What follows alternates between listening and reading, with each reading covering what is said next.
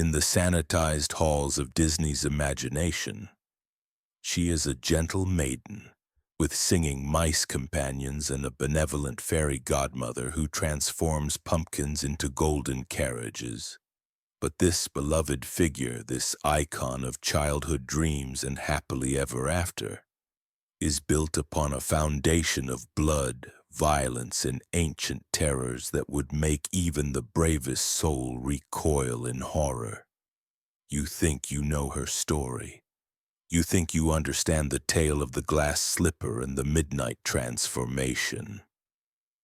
But what Disney gave you was not the truth. It was a carefully crafted illusion, a beautiful lie designed to hide one of the most brutal and disturbing narratives in all of European folklore. This is not the story of Cinderella that you learned as a child. This is the true story, the story Disney tried to hide. For nearly 1,000 years, long before Walt Disney ever put pencil to paper, this tale has been told and retold across cultures and continents. But with each telling, with each adaptation, the darkness has been slowly stripped away. The violence sanitized, the horror transformed into something palatable for modern sensibilities.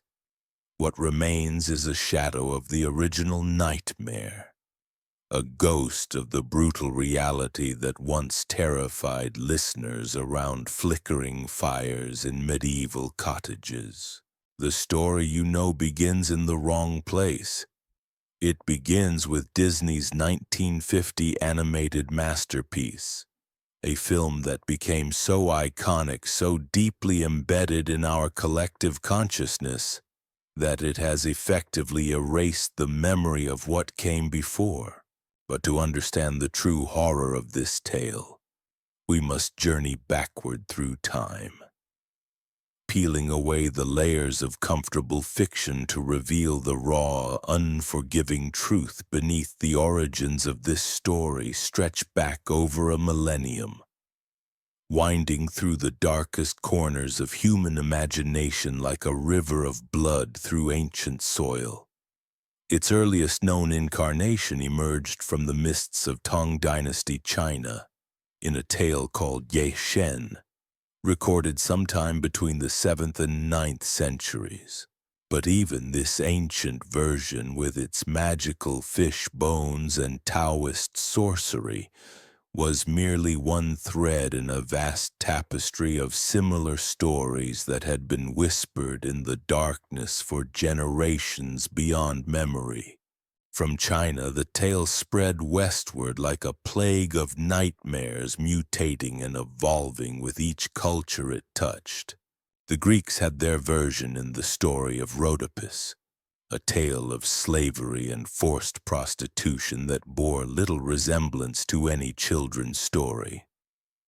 The Egyptians, the Arabs, the Germanic tribes, each added their own layer of darkness, their own particular brand of horror to the growing legend. But it was in medieval Europe where the story truly found its most terrifying form.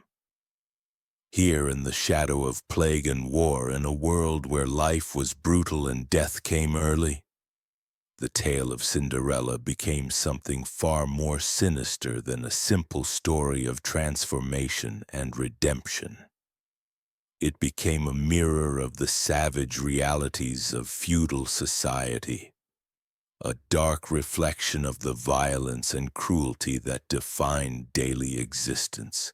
The first European literary version appeared in 1634, written by an Italian storyteller named Giambattista Basile. His collection, known as the Pentamerone, was a treasury of folk tales gathered from the oral traditions of southern Italy. But Basile's version of Cinderella, which he called La Gatta Cenerentola, contained elements so shocking, so fundamentally disturbing that they would be unrecognizable to modern audiences. In Basile's telling, our heroine is not the passive victim of circumstance that Disney would later portray. She is an active participant in murder, a calculating young woman who conspires with her governess to kill her own stepmother by crushing her neck with a heavy trunk lid. This is not a story of innocent suffering rewarded by divine intervention. This is a tale of premeditated homicide, of a child so desperate to escape her circumstances that she willingly commits the most heinous of crimes. The blood that stains Bazile's version would prove to be just the beginning. As the story traveled northward through Europe, it gathered more darkness, more violence, more elements that spoke to the harsh realities of medieval life. By the time it reached the Germanic regions, it had transformed into something that would make even hardened warriors think twice before telling it to their children.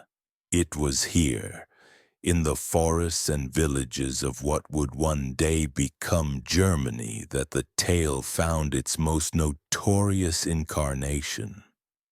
For centuries it lived in the oral tradition passed down through generations of storytellers who understood that true fairy tales were not meant to comfort but to warn. They were not bedtime stories designed to lull children to sleep, but cautionary tales meant to prepare them for the brutal realities of a world where survival often depended on cunning, violence, and an absolute willingness to do whatever was necessary to secure one's place in the social order. These Germanic versions contained elements so disturbing that they challenged the very notion of what a fairy tale should be.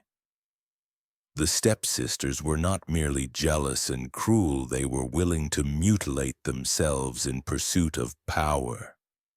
The father was not a distant, ineffectual figure, but an active participant in his daughter's abuse. And the heroine herself was transformed from a symbol of passive virtue into something far more complex and morally ambiguous. The magical elements, too, took on a darker cast. There was no benevolent fairy godmother waving a sparkling wand to solve every problem. Instead, the supernatural aid came from more primal sources, from the restless spirit of a dead mother, from birds that served as agents of divine vengeance, from magic that demanded a price in blood and suffering. It was into this rich tradition of darkness and violence that two German scholars would eventually venture, armed with notebooks and an insatiable curiosity about the folk traditions of their homeland. Jacob and Wilhelm Grimm were not simply collectors of children's stories. They were serious academics, linguists, and folklorists who understood that the tales they gathered represented something far more significant than mere entertainment. When they published their collection of Kinder- und Hausmärchen in 1812, they included a version of the Cinderella story that would shock and horrify readers for generations to come. Their tale, which they called Aschenputtel, was a masterpiece of Gothic horror disguised as a fairy tale. A story so brutal and unforgiving that it seemed to emerge not from the world of children's literature, but from the deepest nightmares of the human psyche. The Grimm version retained all the violence and darkness of its oral predecessors while adding new layers of psychological terror. This was not a story of magical transformation and romantic fulfillment. This was a tale of family dysfunction, religious fanaticism, and the terrible price that must be paid for social advancement in a world where power was the only currency that mattered. In the Brothers Grimm collection, we encounter a version of Cinderella that bears little resemblance to the sanitized tale that would eventually capture the hearts of children worldwide. Their Aschenputtel is a work of profound psychological darkness, a story that reveals the true nature of human desperation and the lengths to which people will go to secure their position in an unforgiving social hierarchy. The story begins not with the death of both parents, as Disney would later portray, but with a dying mother's final desperate act of love.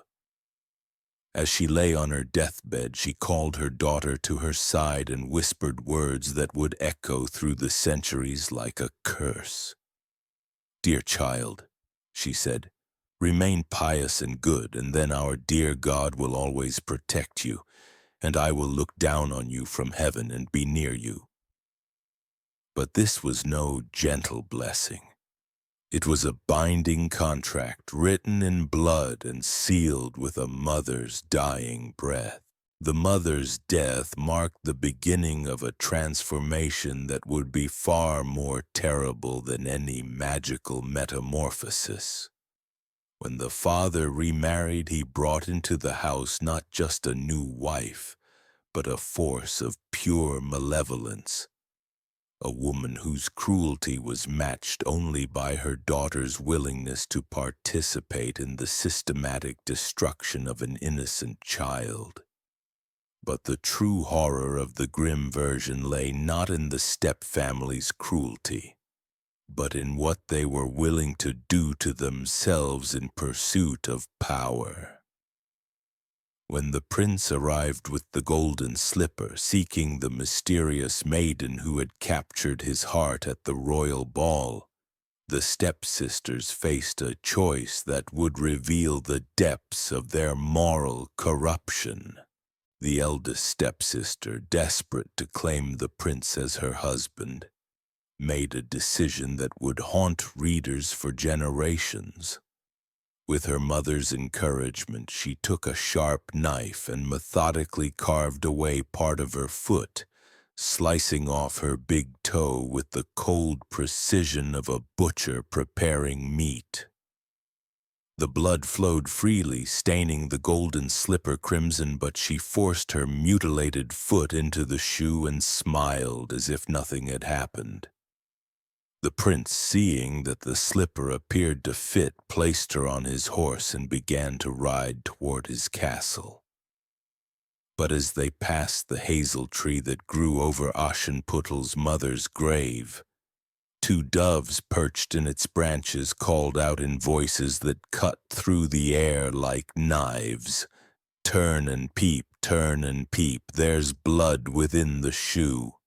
The shoe, it is too small for her. The true one waits for you." Aschenputtel. Looking down, the prince saw the blood seeping through the golden slipper, flowing in dark rivulets down the side of the shoe like tears of pain. He had been deceived, and his revulsion was immediate and absolute. He turned his horse around and returned the mutilated woman to her home, casting her aside like a piece of rotted meat.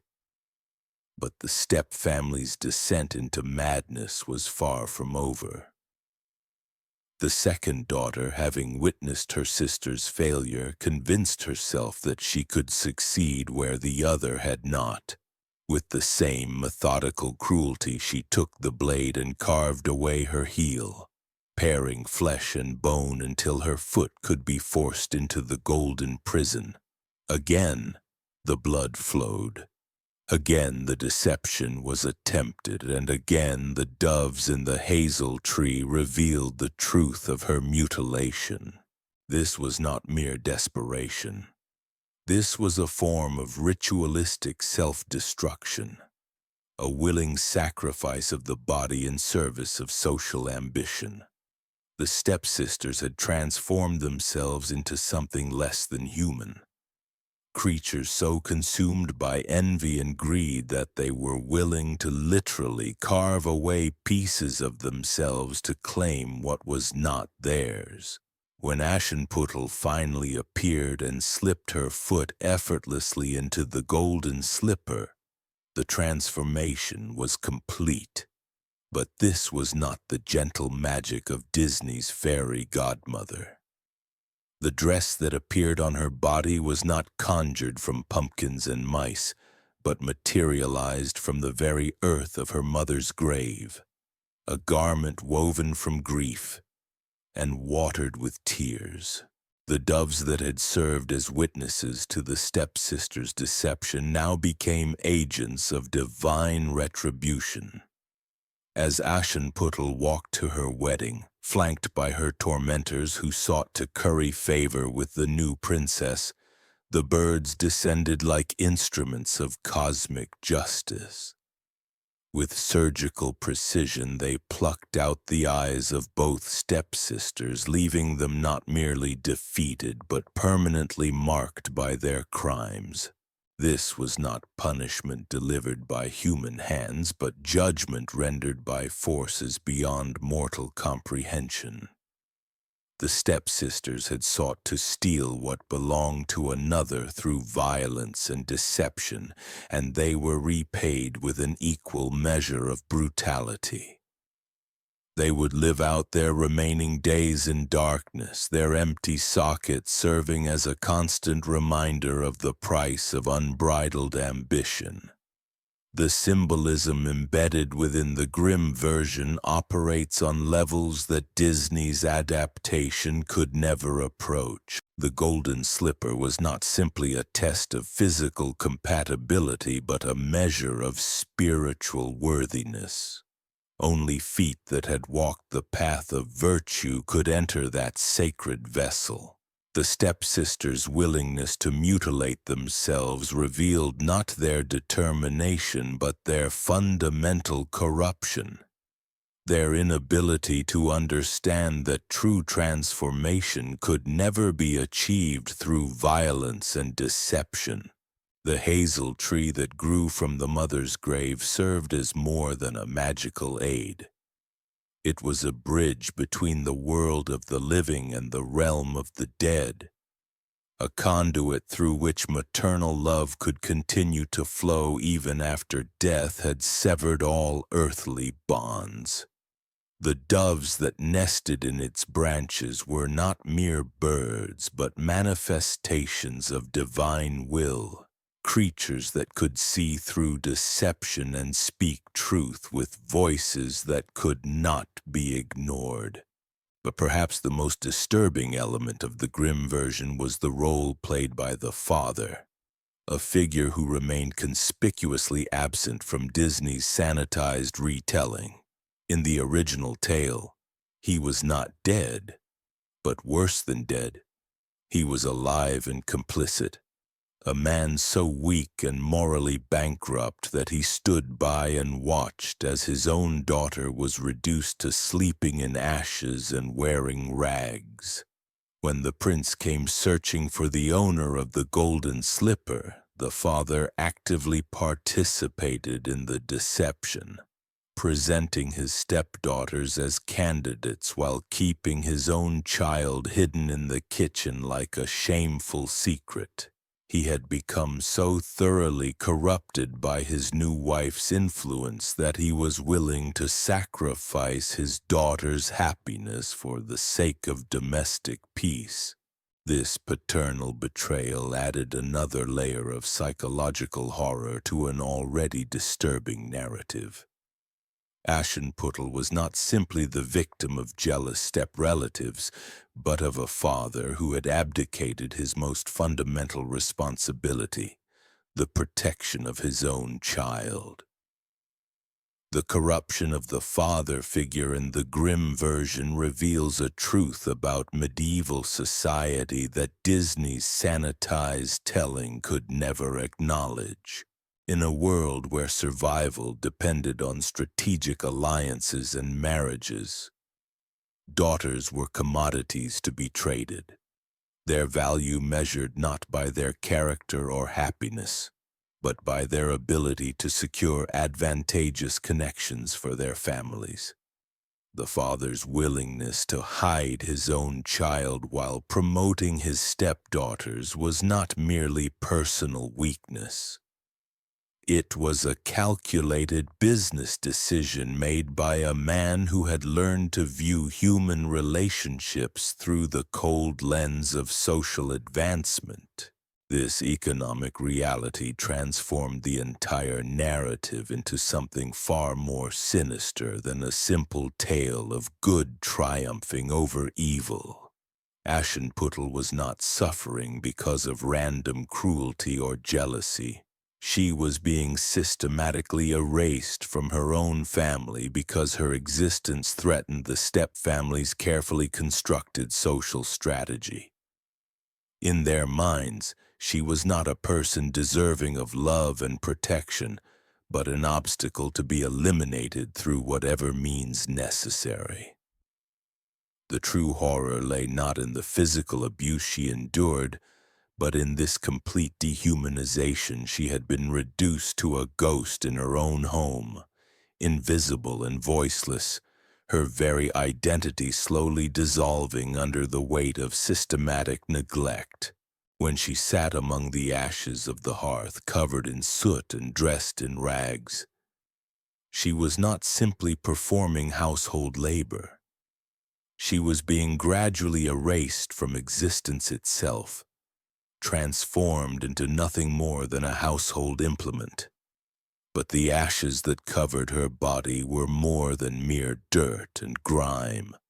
In the symbolic language of the Grimm tale, they represented death and rebirth, the destruction of her old identity and the potential for transformation into something entirely new.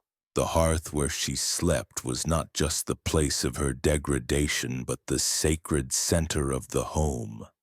The place where fire transformed raw materials into sustenance, where the alchemical process of creation and destruction played out in endless cycles. When the royal ball was announced, the step family's excitement revealed the depths of their moral bankruptcy. They saw the event not as a celebration or an opportunity for joy, but as a marketplace where they could auction their daughters to the highest bidder. The prince was not a potential husband to be loved, but a prize to be won through whatever deception or manipulation proved necessary. Their preparations for the ball took on the character of a military campaign. They spent days selecting gowns and jewels, practicing their curtsies and rehearsing their smiles, transforming themselves into weapons of seduction designed to capture royal attention. But beneath the silken powder they remained what they had always been, creatures driven by greed and ambition who had long ago sacrificed their humanity on the altar of social climbing. The step-family's departure for the ball marked a crucial turning point in the narrative. For the first time since her father's remarriage, Aschenputtel found herself alone in the house, free from the constant surveillance and abuse that had defined her existence. But this solitude did not bring relief. Instead, it brought a profound confrontation with the reality of her situation and the choices that lay before her. It was in this moment of desperate isolation that the supernatural elements of the story revealed their true nature. The magic that came to Aschenputtel's aid was not the cheerful, consequence-free enchantment of Disney's fairy godmother.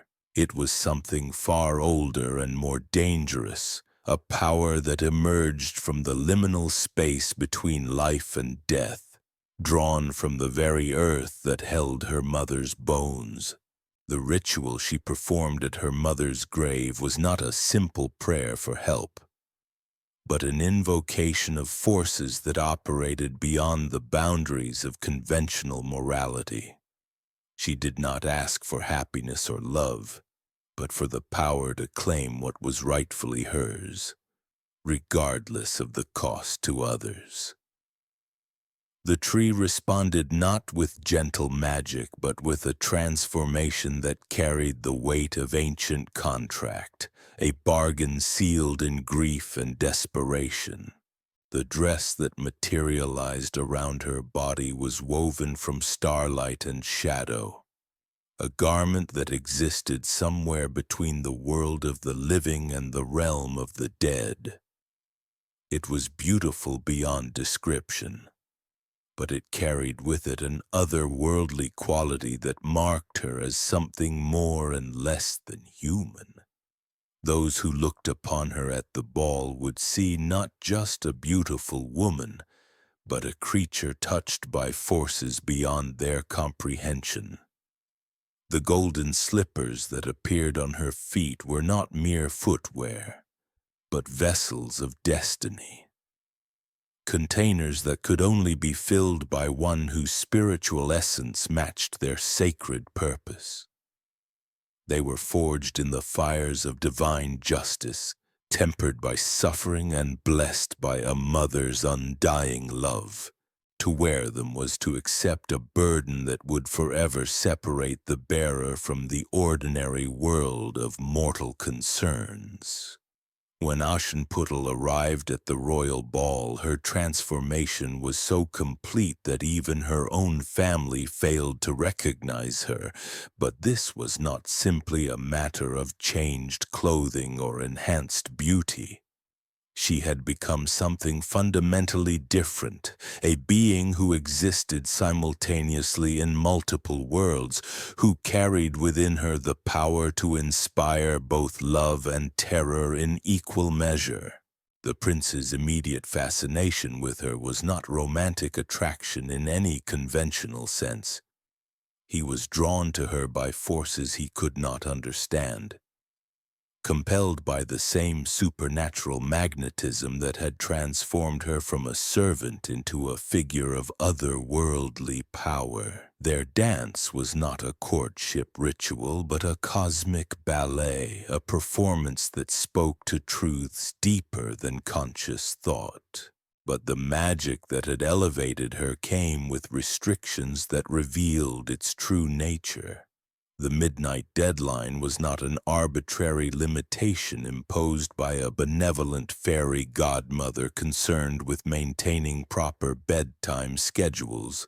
It was a fundamental law of the universe, a reminder that all supernatural aid comes with a price, and that the boundary between worlds could only be crossed for limited periods without catastrophic consequences. Each night she fled the ball, leaving behind only the memory of her presence and a single golden slipper. She was not simply maintaining a romantic mystery. She was enacting an ancient pattern of revelation and concealment, showing just enough of her true nature to plant the seeds of obsession while protecting herself from the dangerous exposure that would come with complete revelation. The prince's desperate search for the slipper's owner transformed him from a figure of royal authority into something more primal and dangerous. His kingdom-wide hunt was not a romantic quest, but an exercise in absolute power, a demonstration that he would stop at nothing to possess the woman who had awakened something dark and hungry within his soul. When he arrived at Aschenputtel's house carrying the golden slipper like a sacred relic, the confrontation that followed revealed the true stakes of the entire narrative. This was not simply about winning a husband or escaping poverty. It was about the fundamental nature of identity, about who had the right to claim happiness and power, and about the terrible price that would be demanded from those who dared to steal what belonged to another. The step-family's attempts to force their daughter's feet into the sacred vessel were not mere deceptions but acts of profound blasphemy, violations of cosmic order that demanded immediate and terrible retribution. The blood that flowed from their mutilated feet was not just evidence of their deception, but a sacrifice offered to forces they did not understand. Payment for their attempt to claim a destiny that was never meant to be theirs. When the doves finished their work and the stepsisters stumbled away in their newfound darkness, the silence that followed was not one of peace, but of cosmic balance restored through violence.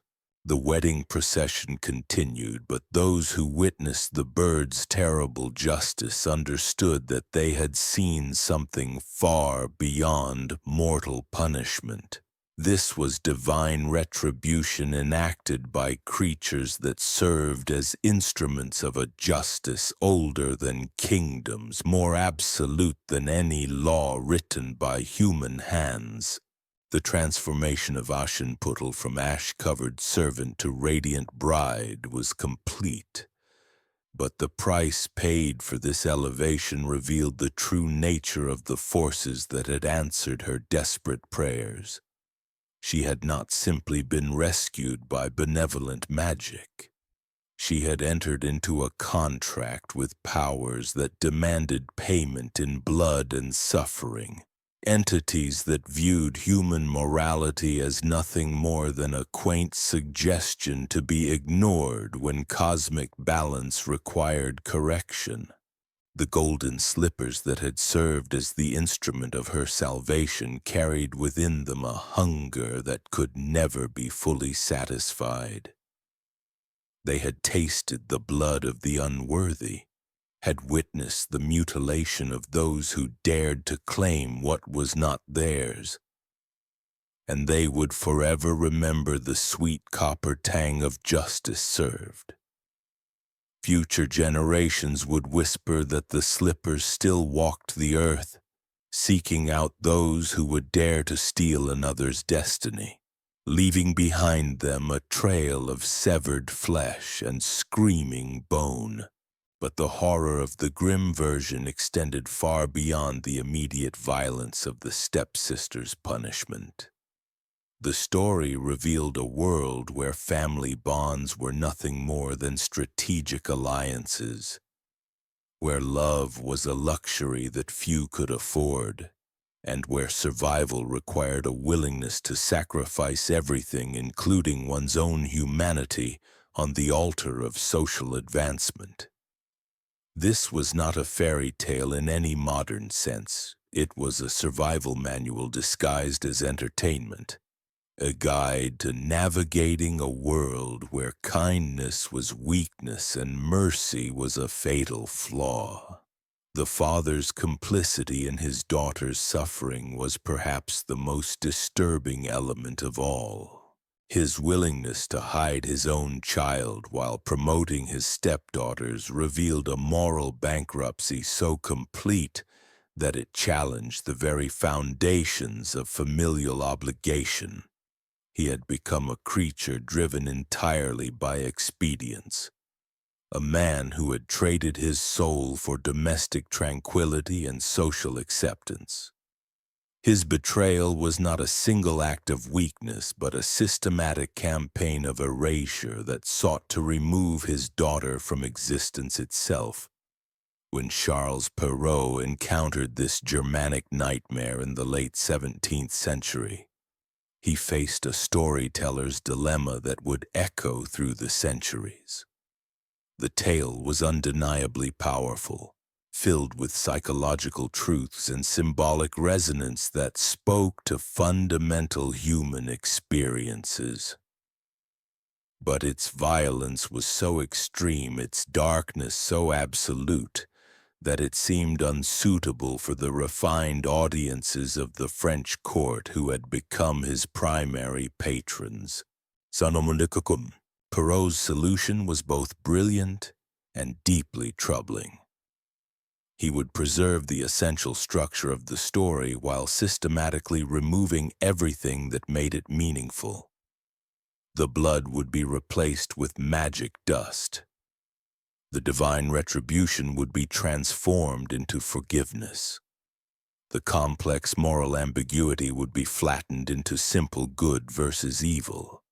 Most significantly, the active, calculating heroine would be transformed into a passive victim, whose only virtue was her willingness to endure suffering without complaint. His 1697 version, published as Cendrillon ou la petite pantoufle de verre, introduced the fairy godmother, a figure who would become so iconic that future generations would assume she had always been part of the story. But this seemingly benevolent addition was actually a profound act of narrative violence. By replacing the dark magic that emerged from the mother's grave with the cheerful interventions of a magical surrogate, Perrault severed the story's connection to its deepest symbolic roots. The fairy godmother was not a character in any meaningful sense. She was a deus ex machina, a convenient plot device who could solve any problem with a wave of her wand. She required no payment for her services, demanded no moral growth from her charge, and disappeared from the story the moment her usefulness ended. She transformed a complex narrative about the price of transformation into a simple wish fulfillment fantasy where good things happen to good people for no reason other than their inherent goodness. Perrault's introduction of the glass slipper was equally significant in its implications. The golden shoe of the Germanic versions had been a sacred vessel, a container that could only be filled by one whose spiritual essence matched its divine purpose. The glass slipper, by contrast, was simply a test of physical compatibility, a puzzle to be solved rather than a judgment to be rendered. The material itself was significant. Glass was fragile, beautiful, and transparent, qualities that reflected Perrault's vision of ideal femininity. The transformation of the slipper from gold to glass represented a fundamental shift in the story's understanding of female power. Gold was eternal, incorruptible, and valuable in its own right. It spoke to inner strength and spiritual authority. Glass, however, was delicate and decorative, beautiful to look at but easily shattered. It required protection and careful handling, qualities that aligned perfectly with Perrault's vision of women as ornamental creatures who needed masculine protection to survive in a dangerous world. Perrault's midnight deadline served a similar function in domesticating the story's supernatural elements. In the Germanic versions, the magical aid came with restrictions because it emerged from the dangerous border between life and death. The time limit was a reminder of the terrible cost of trafficking with otherworldly forces. Perrault transformed this cosmic limitation into nothing more than a plot device designed to create romantic tension and ensure that the heroine maintained proper moral boundaries. The stroke of midnight in Perrault's telling was not a moment of supernatural reckoning, but simply the end of the fairy godmother's workday. The transformation back into rags was not a reminder of the temporary nature of supernatural aid, but merely a way to maintain the mystery necessary for the romantic plot to function. The profound metaphysical implications of crossing between worlds were reduced to nothing more than a Cinderella curfew imposed by a magical chaperone. Perhaps most significantly, Perrault completely eliminated the violent retribution that had defined the story's conclusion in its Germanic incarnation. His stepsisters were not punished with blindness and mutilation, but were forgiven by the magnanimous heroine and rewarded with advantageous marriages to members of the court. This transformation of justice into mercy might have seemed like moral progress, but it actually represented a profound weakening of the story's thematic power. The stepsisters' punishment in the Grimm version had served a crucial narrative function. It demonstrated that actions have consequences, that cruelty and deception ultimately destroy those who practice them. Their mutilation was not random violence, but cosmic justice rendered visible. Their blindness was not mere brutality, but a symbolic representation of their moral blindness made literal. By removing these elements, Perrault created a world where evil actions had no real consequences, where forgiveness was dispensed without requiring repentance or growth. The success of Perrault's sanitized version was immediate and overwhelming. His collection of fairy tales became the standard text for educated audiences across Europe, and his version of Cinderella became the template that would influence all future adaptations. But this success came at a terrible cost. The original story's complex exploration of family dysfunction, social mobility, and the price of transformation was replaced by a simple morality tale about the rewards of passive virtue. The French court that embraced Perrault's version was itself a world of elaborate artifice and careful social positioning, where appearance mattered more than substance, and where survival depended on one's ability to navigate complex webs of patronage and influence. Perrault's Cinderella was perfectly suited to this environment because she embodied the ideal courtier, beautiful, well-mannered, and utterly dependent on the benevolence of those in power. She never challenged authority, never questioned her circumstances, and never took active steps to change her situation.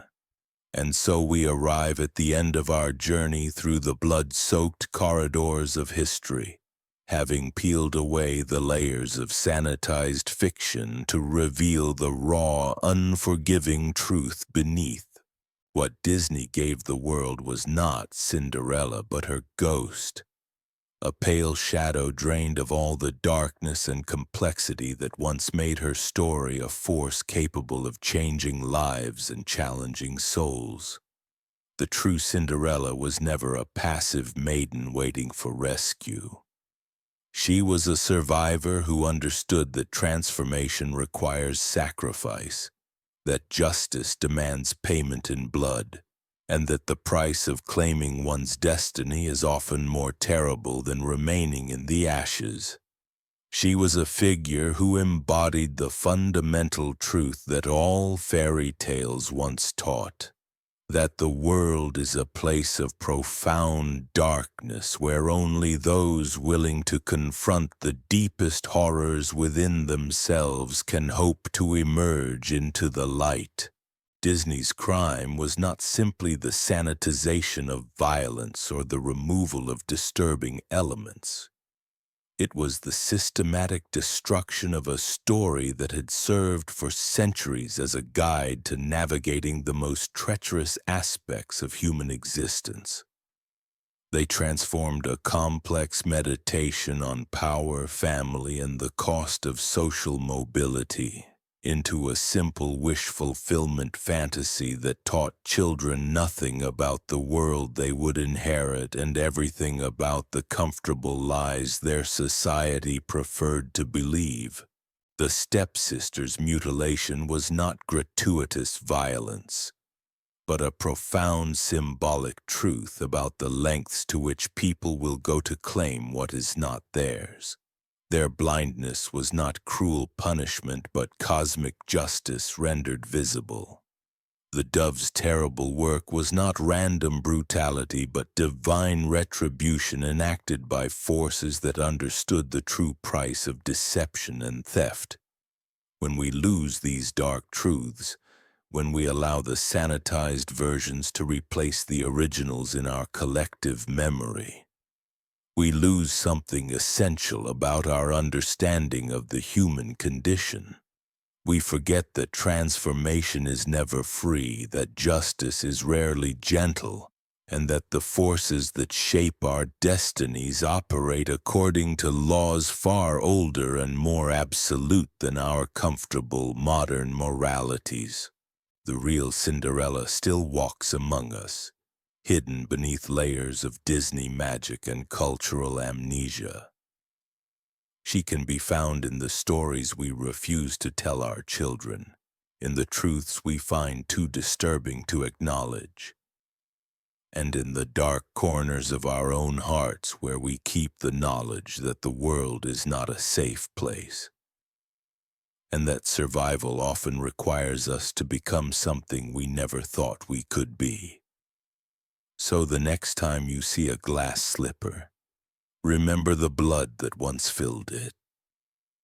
When you hear the stroke of midnight, recall that it once marked not the end of a magical evening, but the moment when supernatural forces demanded their due. And when you speak of happily ever after, understand that it was once earned not through passive virtue, but through a willingness to pay whatever price the darkness demanded for passage into the light.